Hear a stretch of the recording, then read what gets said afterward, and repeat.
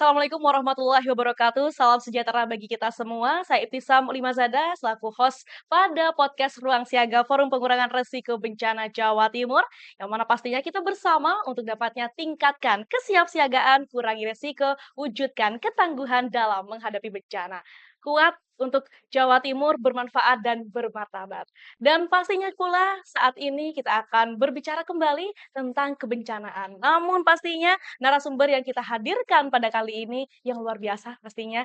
Assalamualaikum Pak YK. Waalaikumsalam warahmatullahi wabarakatuh. Oke, luar biasa sekali beliau kita undang di podcast Ruang Siaga Forum Pengurangan Risiko Bencana Jawa Timur pada kali ini akan berbincang langsung nih terkait aktivis kebencanaan Jawa Timur. Beliau lulusan S1 Yunisma, betul Ya, sekali ya, di Fakultas Teknik Sipil ya. dan Pecinta Alam. Betul, oke baik. Gimana nih perjalanan menuju podcast? Jadi dari Malang ya alhamdulillah lancar lah, Lancar? tidak Ya, macet. Surabaya cukup cukup lenggang, mungkin Minggu ya, oke. mungkin Alam hari Minggu. mendukung gitu ya. Iya. Oke baik, luar biasa sekali. Dikenal dengan sebutan Pak YK. Apa itu Pak YK? Bisa klarifikasi dulu.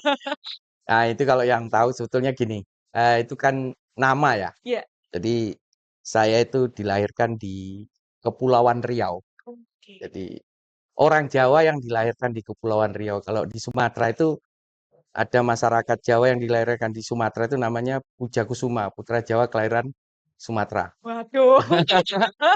Nah, saya kebetulan di Kepulauan Riau yang notabene pada saat itu ya pulau, sebuah pulau. Jadi dekat dengan Batam namanya tuh Pulau Kundur tapi kotanya Tanjung Batu. Oke. Nah, orang tua saya tuh campuran. Saya itu blasteran lah campuran. Blasteran ya. Nah, Heeh. antara karena bapak itu dari Sangir Talaut dari Siau, ibu dari Jawa Surabaya asli, kelahiran Oh, Surabaya. oke. Nah, lalu menikah, tinggal di sana lahirlah saya. Oke. Nah, kalau orang Jawa itu kan Eko ya, kenapa sama? Mungkin karena eh, sudah di luar Jawa, jadi ditambahlah Oh, oke. JK, tulisannya JK, Oh, oke. tapi Ya. bacanya YK karena J dulu itu kan Iya, iya. Y. Nah, J. Jadi nama saya itu sebetulnya nama lengkapnya tuh YK Kusuma Jaya Kundimang. Kundimang itu farm dari Oh, bapak. ya, ya. Ya.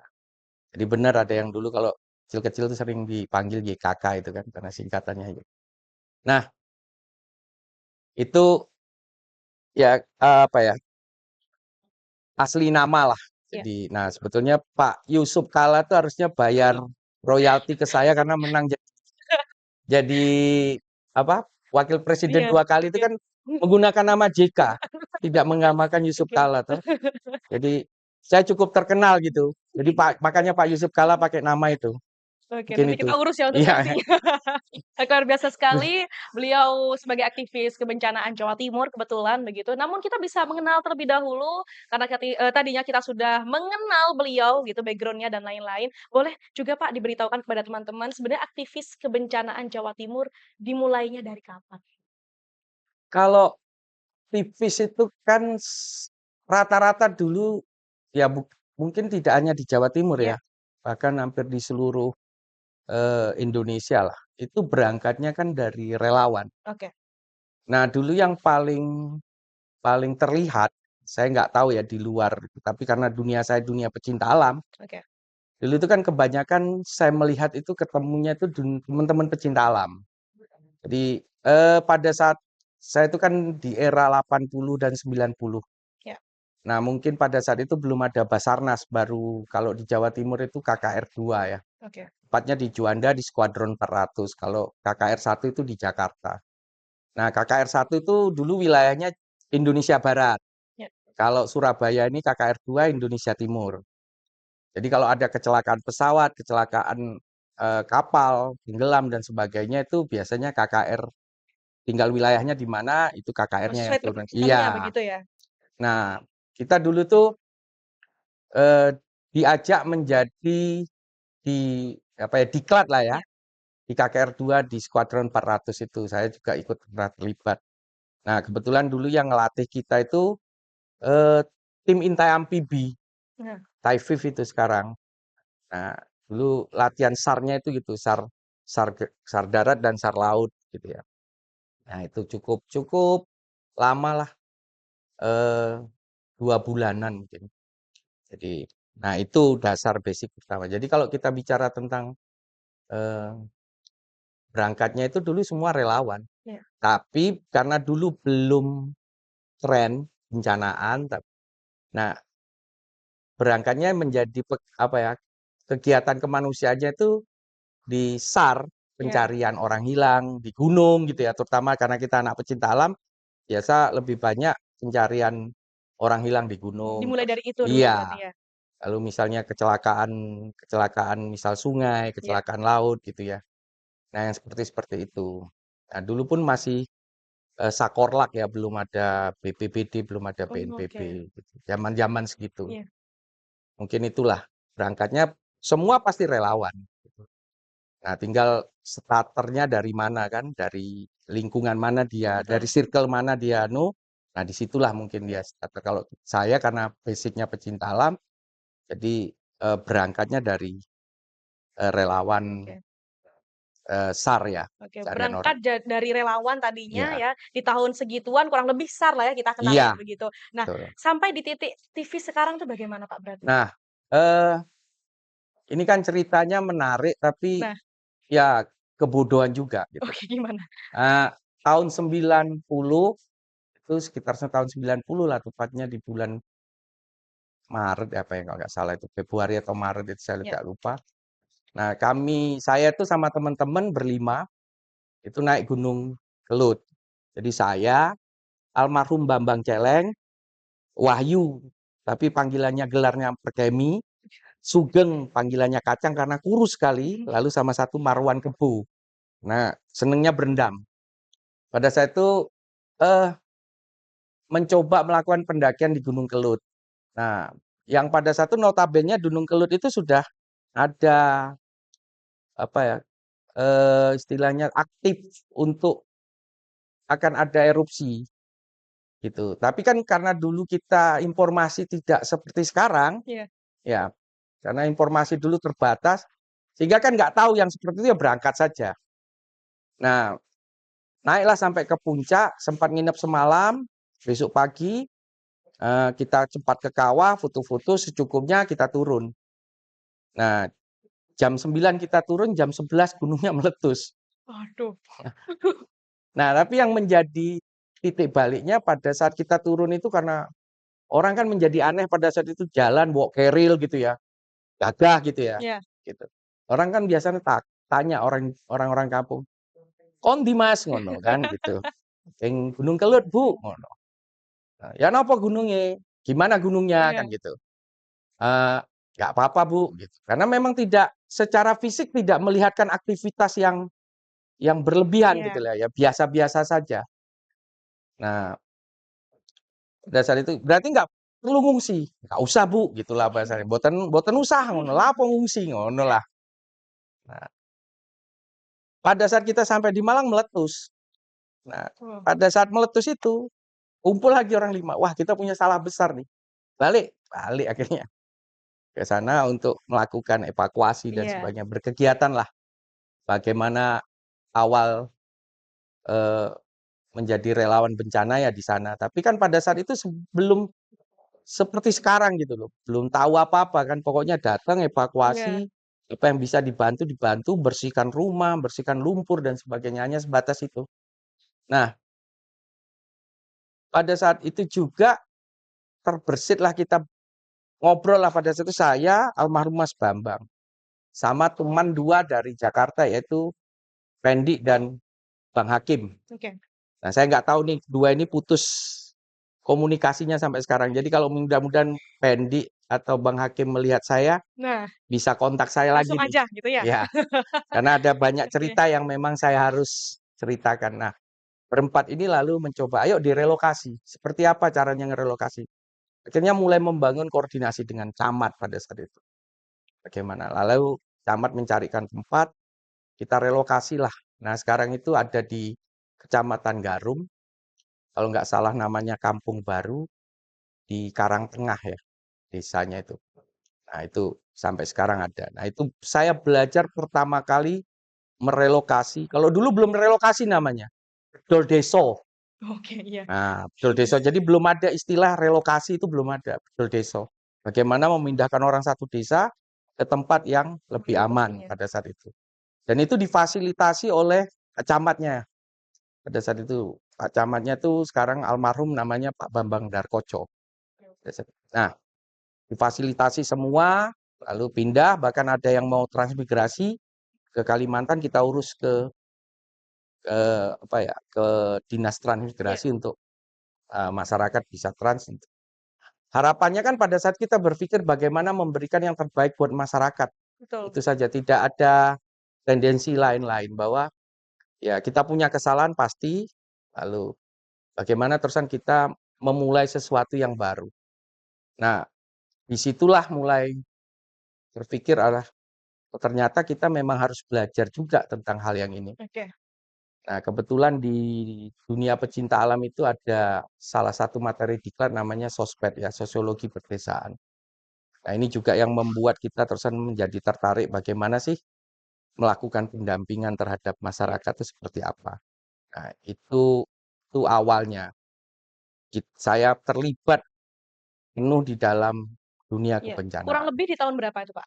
Tahun 90, terusan 90. 94 itu kalau nggak salah tsunami Banyuwangi, saya juga ke sana untuk jadi relawan, ya. Tapi tidak banyak yang bisa dilakukan karena apa?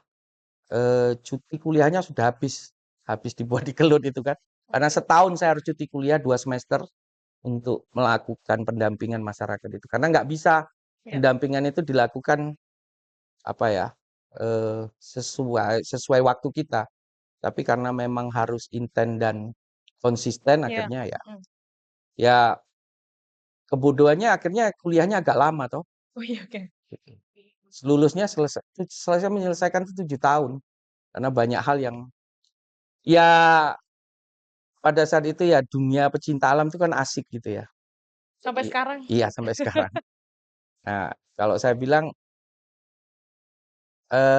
belajar banyak lah, belajar banyak. Jadi karena sebetulnya kan circle-nya nggak jauh-jauh tuh dunia pecinta alam sama kebencanaan ini Iya, kan gitu loh.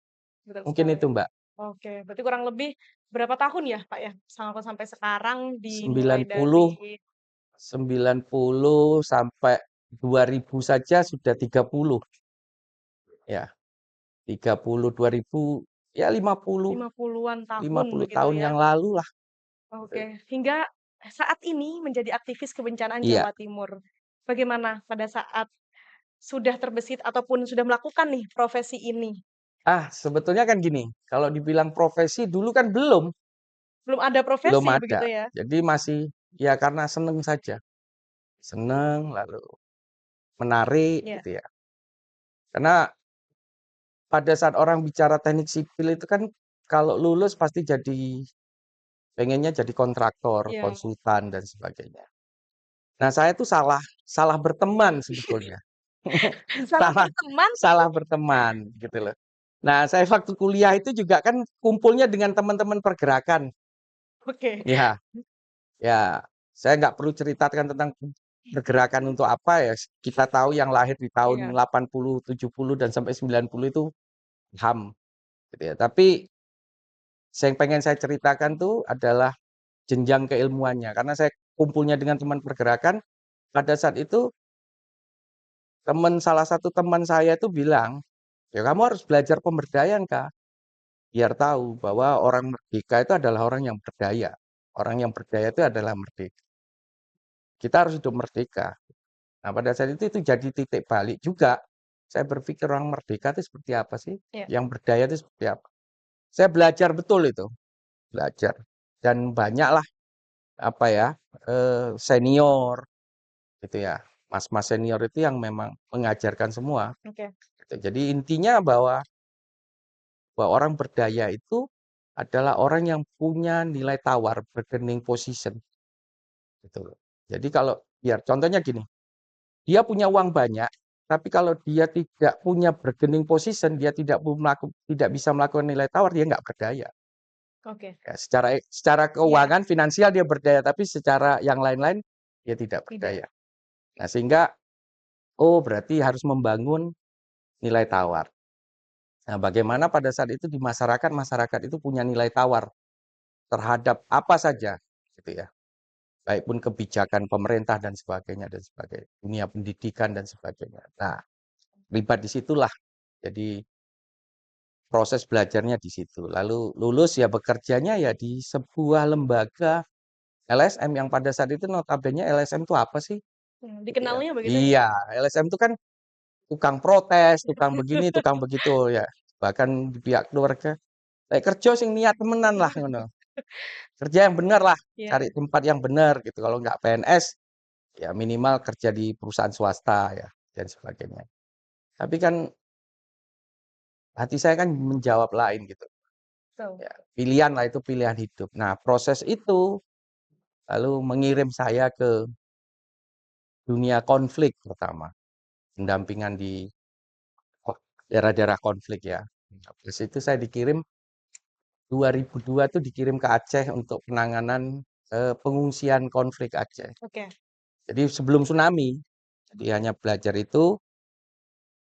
Nah, akhirnya pada saat tsunami terjadi, saya dipanggil oleh 2004. 2004, ya, dipanggil untuk bergabung, di UN Habitat pada saat itu, sebuah lembaga PBB yang bergerak di settlement, jadi pembangunan hunian, tapi, eee, apa ya, berbasisnya itu adalah melibatkan masyarakat. Iya, Jadi pemberdayaan membangun hunian berbasis pemberdayaan masyarakat. oke. Nah, pada saat itu yang manggil itu, senior saya itu pada saat itu, eee, Mas Wawan, Mas Wawan, Pak Pran, lalu, Mas Yando Zakaria, sama Pak Erwin Fahmi. Pak Erwin Fahmi ini kebetulan dia dari anak Wanadri, orang Wanadri yang kebetulan juga dokter di planologi. Nah, kenalnya udah naik gunung gitu. Jadi dulu kenalnya dari gunung. Nah, sehingga diajak terlibat untuk nyusun konsep awal. Bagaimana yuk kita bangun berbeda dengan lembaga-lembaga yang ada. Iya, Kalau lembaga yang ada menggunakan kontraktor, menggunakan pihak ketiga, tapi kita bagaimana masyarakat terlibat. Nah, itu awal dari saya terlibat secara profesional ya oke. di sebuah lembaga. Tapi ya itu balik lagi. Nah, saya tuh baru sadar setelah setahun bahwa saya itu kerja di sebuah lembaga PBB. Karena nggak tahu dulu UN Habitat itu kok makhluk apa, benda apa nggak tahu. Dan nggak penting menurut Iya, saya pada saat itu. Nggak penting-penting kali itu Mbak. Jadi yang penting bisa berkarya. iya, Berkarya pada saat itu bisa membantu orang. Itu sebuah sesuatu yang seneng. Nah setelah setahun iseng-iseng sama almarhum Mas Bambang Celeng tadi juga di Nias. Jadi setelah di Banda Aceh, gempa Nias, itu bulan Maret tanggal 29 kalau nggak salah kita dikirimlah sama UN Habitat untuk buka pos di Nias. Nah, berangkatlah sama Mas Bambang Celeng. Nah, proses itulah terusan kita belajar akhirnya sama Mas Bambang. Nah, kebetulan saya dari teknik sipil sehingga paham bagaimana membangun. Nah, artinya pada saat itu yang perlu ditegakkan itu selain mengorganisir masyarakat untuk terlibat penuh, tapi bagaimana struktur bangunannya menjadi bagus. Itu yang penting. Nah, akhirnya bagi tugas gitu loh. Oke, yang bicara tentang konseptual pengorganisasiannya Mas Bambang, ya saya bicara tentang strukturnya. iya, Nah, tapi ini kan harus kebangun, harus mix. Nah, pada saat itu melibatkan masyarakat, lalu kita adakan satu pelatihan untuk tukang-tukang agar tahu membangun konstruksi yang benar iya. itu seperti Oke. apa di rumah. Pakai dong teknik sipilnya tadi Iya, ya? kepakai. Disitulah yang sekian tahun sudah nggak Iya. kepakai, akhirnya kepakai. Nah, proses berjalan itu selesai dari Aceh. Nah, akhirnya mulai mungkin kenalan jejaring banyak, kenal dengan teman-teman UNDP yang notabene sering ngumpul, sering Oke. ngobrol, ya sering diskusi tentang eh, pada saat ya urusan kerjaan lah, membangun rumah dan sebagainya. Lalu diminta tolong juga pada saat itu karena kita bermitra partner gitu, akhirnya banyak hal yang ya dunia pertanian akhirnya dan sebagainya. Selesai dari selesai dari UN Habitat barulah Ya. saya ditarik ke UNDP. Ya. Bedanya dia apa tuh Pak? Kalau UN Habitat sama UNDP? Kalau UN Habitat itu kan dia khusus settlement, Oke. ya khusus hunian ya. Ya. Jadi dia hunian. Jadi membangunnya bukan rumah tapi hunian. Bagaimana membangun hunian yang nyaman dan sebagainya. Selain secara konstruksinya memang dibangun sesuai building code-nya, sesuai zonasi yang ada. Itu. Nah, kalau UNDP dia lebih umum lagi karena United Nation Development Program. Jadi dia Oke. kan pengembangan. Nah, jadi kalau semua bisa di UNDP itu. Nah, Oke. Berarti akhirnya lebih cakup luas UNDP ini ya? iya. Nah, sehingga apa ya, proses belajarnya lebih banyak. Jadi karena dia adalah pengembangan, jadi di situ ya sosial ekonomi ya masuk, ya selain infrastruktur ya, sosial ekonomi masuk. Lalu kita diwajibkan, biarpun secara tidak tertulis bahwa orang UNDP itu harus membangun kapasitas masyarakat dan teman-teman yang ada di wilayah bencana Ya. dalam berbagai macam intervensi lah, Oke. mau apapun itu. Sehingga sharing dan sebagainya itu menjadi penting. Nah, di situ saya belajar akhirnya, oh nggak bisa, saya ini bukan superhero. Iya. Dalam menyelesaikan sebuah kebencanaan itu biarpun UNDP duitnya banyak, Iya. tapi tidak bisa diselesaikan sendiri. Dia butuh partnership, Iya. butuh mitra. Nah, di situ saya belajar akhirnya, oh ya saya harus memang banyak belajar. Sehingga, nah kebetulan juga eh, ya bos lah ya. Eh, tim kerjanya itu enak. Jadi ya makasih Om Budi, makasih eh, Bos Cis ya. Wah, Bos Desi juga. Jadi memberikan ruang dan kesempatan untuk eh, berinovasi, berkreativitas gitu ya. Karena eh, banyak hal yang bisa saya eksplor untuk diri saya untuk dikembangkan dalam sebuah kegiatan sehingga di UNDP itu saya tidak merasa bekerja, Oke. tapi merasa membuat sebuah karya, membuat karya. Nah, sehingga kalau orang tanya, pekerjaan Mas Jeka yang masterpiece yang mana? Gitu toh. Selama dari Aceh dan sampai Iya. sekarang. Ya saya bilang masterpiece semua. Karena tidak akan ada yang bisa ngulangi.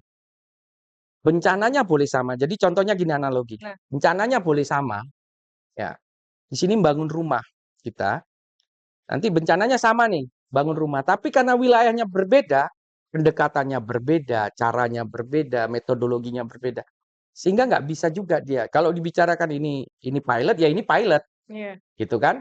Nah, sehingga masterpiece semua. Semua punya cerita masing-masing yang menarik. Semua punya kekurangan Khususnya. dan sebagainya, ya pasti ada gitu. Tapi ini menarik gitu karena interaksinya kan Iya, banyak iya. orang. Gitu. Jadi itu yang membuat saya akhirnya ya kayaknya UNDP ini pas lah gitu karena selama ini belum dapat lembaga yang lain yang bisa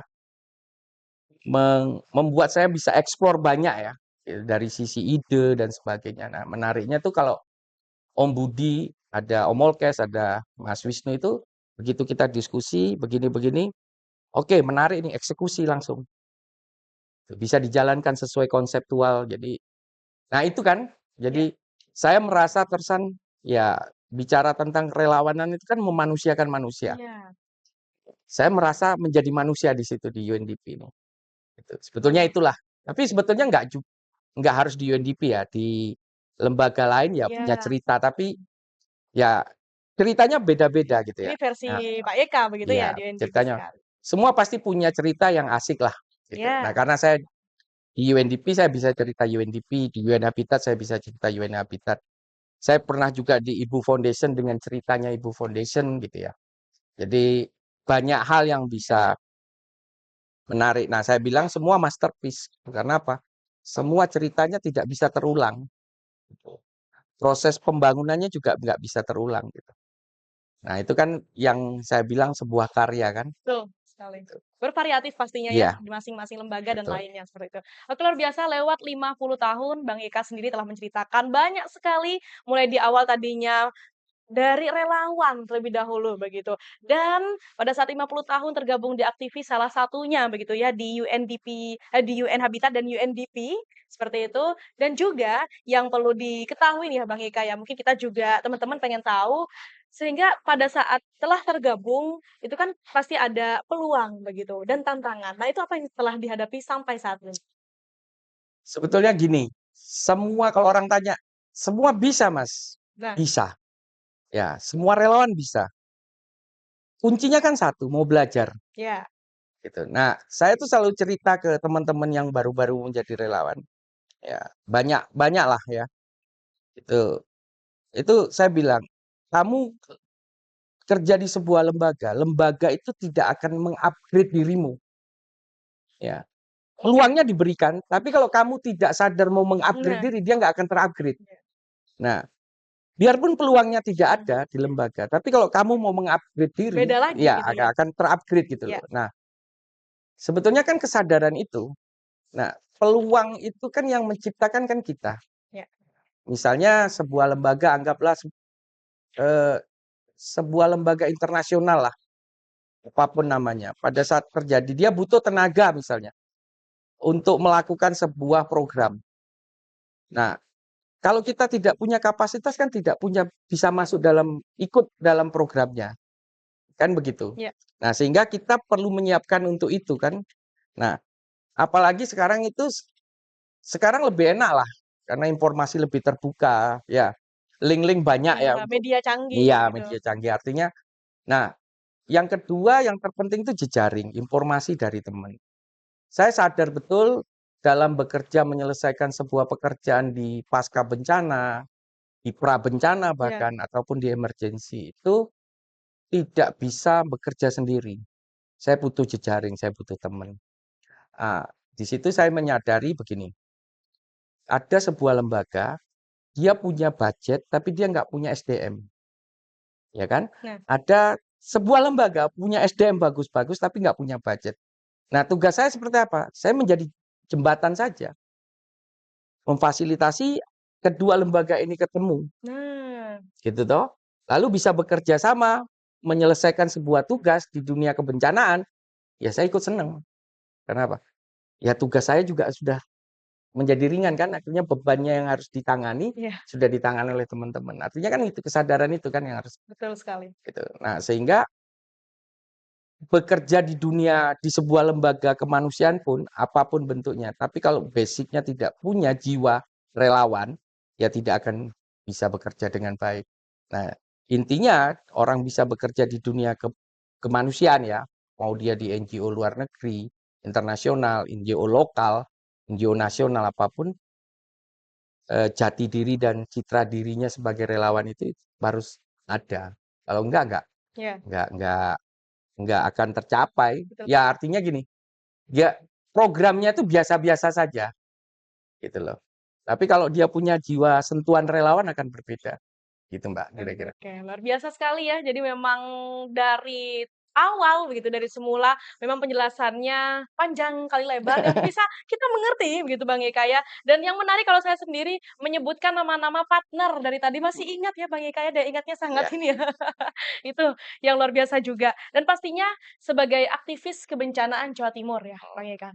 Boleh juga diberikan inspirasi bagi teman-teman sekalian sehingga bagaimana sampai di detik ini menjadi seorang relawan, adakah mungkin begitu ya susahnya ataupun malah mudahnya lebih banyak dan Ya. lain-lain boleh diceritakan? Artinya gini, pada saat proses belajarnya itu basicnya adalah belajar dulu tentang konsep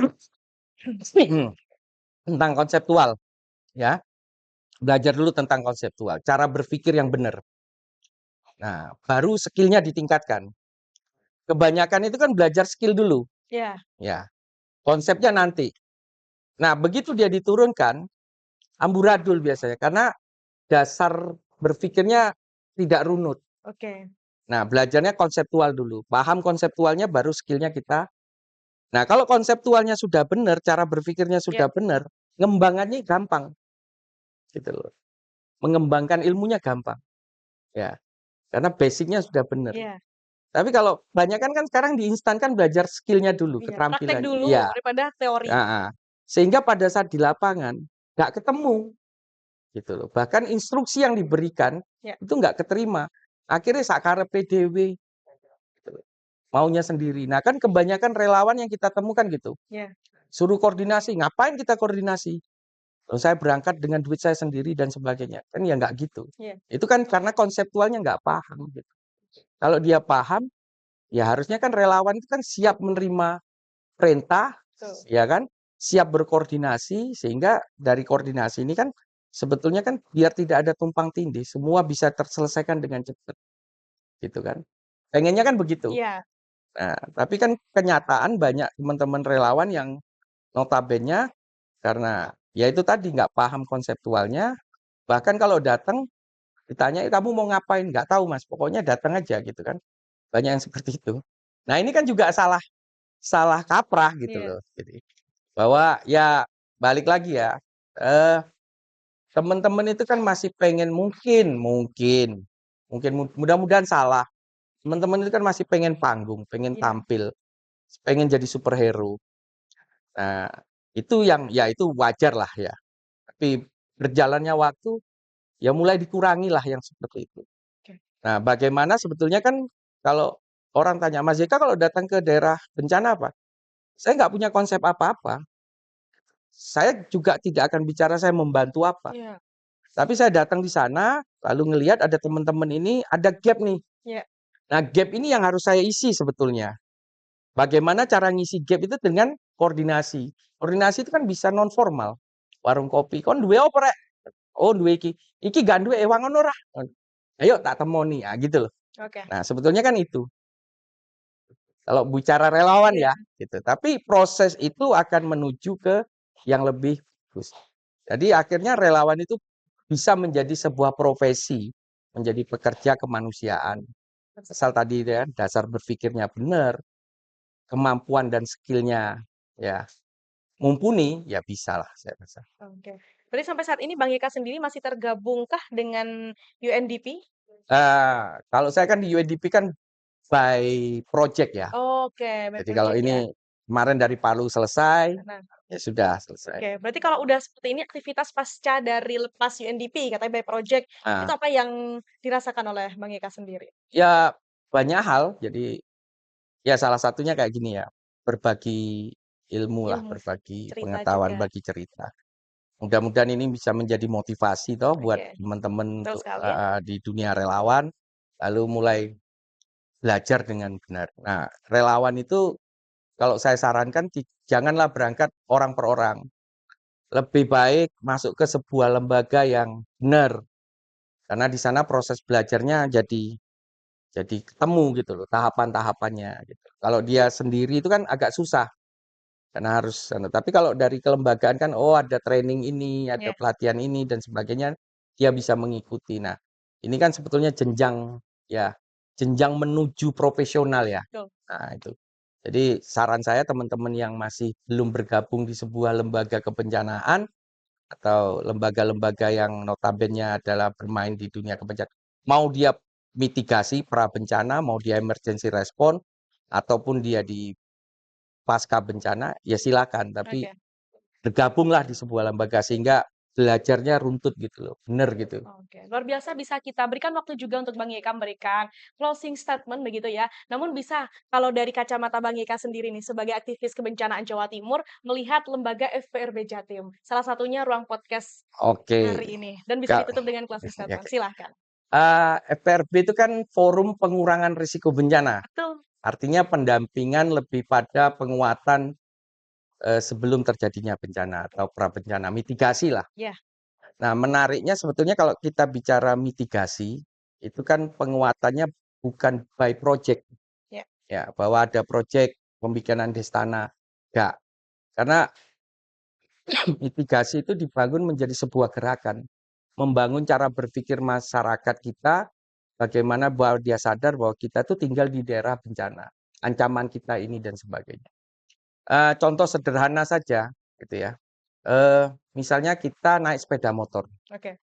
Dulu helm itu kan menjadi tantangan buat kita bahwa kita pakai helm itu karena polisi, Iya. iya toh? Iya, Nah, kalau ada polisi baru pakai helm. Padahal kan, helm itu kan untuk keselamatan diri. betul. Saya tuh pernah tegur orang, salah satu ya, pas itu relawan lah, "Kon gawe helm, keluar pakai helm kenapa? Kan malam." Gitu kan, Mhm. jawabnya kan begitu. Terusan kalau malam itu aspal tuh jadi tahu-tahu gitu kan, kan tetap keras. Iya, Kalau jatuh kan tetap iya, ya, nah ini retak. yang seperti Iya, itulah. Akhirnya kesadaran itu dibangun bahwa helm itu bukan untuk polisi, tapi untuk kita, iya, gitu, untuk keselamatan betul. kita. Nah, begitu juga bicara tentang Destana, apapun lah program-program Desa Tangguh atau Kelurahan Tangguh ya, Katana ataupun apa itu. Nah, sebetulnya bagaimana secara konseptual menyiapkan fasilitator-fasilitator pendamping ini dengan benar gitu loh. Gitu loh. Tadi seperti yang saya Iya, bicarakan di awal tadi bahwa eh, konseptualnya benar dulu, cara berpikirnya benar gitu loh. Baru baru melakukan pendampingan gitu. Nah, kalau pendampingan itu kan macam-macam. Tinggal starternya mau dari mana gitu. Nah, itu kan nanti bicaranya jadi panjang iya, lagi ya.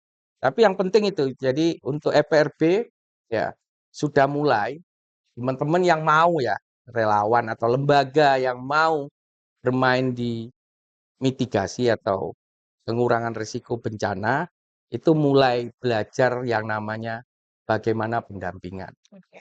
Ya, karena akan setiap wilayah atau desa atau kota atau apapun itu punya culture masing-masing, punya kearifan lokal masing-masing, punya ketokohan masing-masing sehingga nah mulai masuknya dari sisi mana. Jadi tidak harus diseragamkan, Ya, tidak harus di apa sesuai joklak-juknis. Karena kalau dia joklak-juknis kaku, seragam dia bukan jadi sebuah pemberdayaan gitu.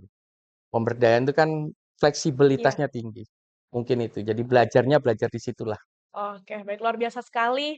Kalau saya mungkin dengar ceritanya dituangkan dalam buku ini udah nggak cukup satu buku ya, udah beberapa buku begitu ya teman-teman sekalian. Tapi memang tertatih-tertatih akhirnya terlatih yang sudah diceritakan oleh Bang Yeka, memang dari awal kita harus ada komitmen sendiri dan bagaimana pula bisa menciptakan relasi karena itu nantinya juga bisa membuat bekal kita, membawa bekal kita untuk menuju yang kita tuju, begitu kurang lebih. Oke baik, kurang lebihnya juga kita ucapkan terima kasih kepada Bang Yeka begitu ya, berlama-lamaan juga di episode ini. Mungkin memang insya Allah begitu kita bisa menghadirkan kembali di episode Amin, selanjutnya amin. karena memang tidak terasa begitu ya kalau udah ngobrol tentang kebencanaan banyak sekali ya Bang Yeka Ya, ya. Oke baik, kurang lebihnya juga dari kami terima kasih teman-teman Ruang Siaga Podcast yang senantiasa mendengarkan kami tapi jangan lupa untuk bisa selalu follow ya sosial media FPRB Jatim untuk bisa mengikuti beberapa informasi lainnya.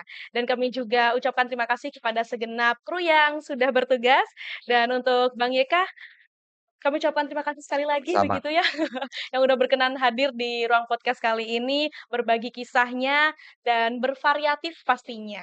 Oke, Bang Yeka dari aktivis kebencanaan Jawa Timur, kita bisa menyuarakan salam tangguh bersama, boleh? Tangguh, Nah, nanti salam tangguh, tangguh, tangguh, tangguh, begitu ya. Oke, salam tangguh, tangguh, tangguh, tangguh, tangguh, tangguh. tangguh. Kurang lebihnya dari saya juga mohon maaf. Wassalamualaikum warahmatullahi wabarakatuh. Waalaikumsalam warahmatullahi